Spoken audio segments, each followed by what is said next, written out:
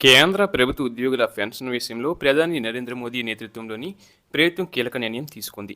ఎంతో కాలంగా పెండింగ్లో ఉన్న ఒక వర్గం ఉద్యోగుల డిమాండ్కు గ్రీన్ సిగ్నల్ ఇచ్చింది. వారికి పాత పెన్షన్ స్కీమ్ ఎంచుకునే అవకాశాన్ని కల్పించింది. ఈ మేరకు కేంద్ర పెన్షనర్ల సంక్షేమ విభాగం అధికారికంగా ఉత్తర్వులు జారీ చేసింది. పాత పెన్షన్ స్కీమ్ స్థానంలో నేషనల్ పెన్షన్ సిస్టమ్ తీసుకొచ్చిన సంగతి తెలిసిందే.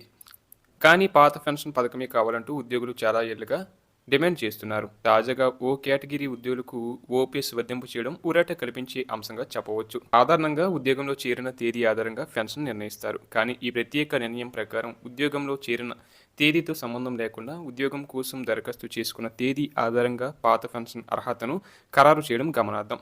కేంద్ర ప్రభుత్వ ఉద్యోగంలో ఉంటూ మరణించిన వారి కుటుంబ సభ్యులకు కారుణ్య నియామకం కింద ఇచ్చే ఉద్యోగుల విషయంలో ఈ నిబంధన వర్తిస్తుంది. ఏ కుటుంబ సభ్యుడైనా కారుణ్య నియామకం కోసం డిసెంబర్ 31, 2003 లేదా అంతకంటే ముందే దరఖాస్తు చేసుకుని ఉండే వారికి జనవరి 1, 2004 తర్వాత అపాయింట్మెంట్ లెటర్లు వచ్చి ఉంటే వారు ఈ పాత స్కీమ్ ఎంచుకోవచ్చు. కేంద్ర ప్రభుత్వం జనవరి 1, 2004 నుంచి నేషనల్ పెన్షన్ సిస్టమ్ అమల్లోకి తీసుకొచ్చింది. అప్పటి నుంచి చేరిన వారందరికీ ఎన్పీఎస్ మాత్రమే వర్తింపు చేశారు.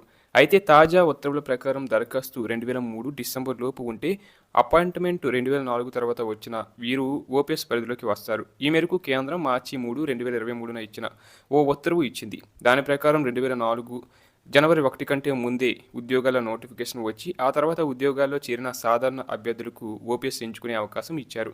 కానీ అప్పట్లో కారుణ్య నియామకాల కింద వచ్చిన వారికి ఈ బెనిఫిట్ ఇవ్వలేదు.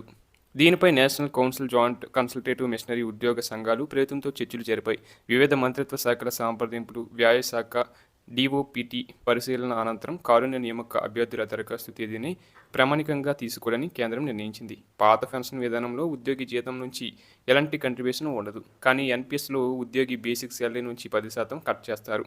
ప్రభుత్వం కొంత చెల్లిస్తుంది. ఇక ఓపీఎస్లో ఉద్యోగి చివరిగా తీసుకున్న జీతంలో 50% మొత్తం స్థిరమైన పెన్షన్ వస్తుంది. ఎన్పీఎస్లో మార్కెట్ ఆధారంగా పెన్షన్ వస్తుంది.